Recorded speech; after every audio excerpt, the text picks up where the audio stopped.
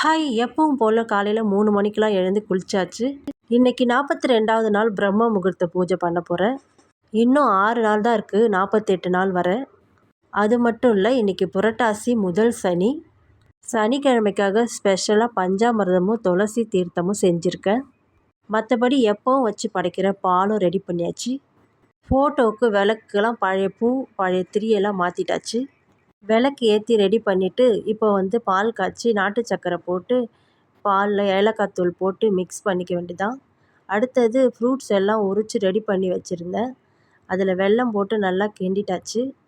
அந்த ஃப்ரூட்ஸ் கூடவே கருப்பு உலர் திராட்சையும் முந்திரியும் போட்டிருக்கேன். மற்றபடி ஆப்பிள், ஆரஞ்சு, மாதுளம், பனானா, ஏலக்காய் தூள் எல்லாம் போட்டு மிக்ஸ் பண்ணியாச்சு. இப்போ வாசகாலில் தீபார்த்தனை காமிச்சிட்டு உள்ளார்க்க படைச்சிட்ருக்கேன். படைச்சி முடிச்சுட்டு எனக்கு தெரிஞ்ச ஸ்லோகம் மந்திரம் எல்லாத்தையும் சொல்லுவேன்.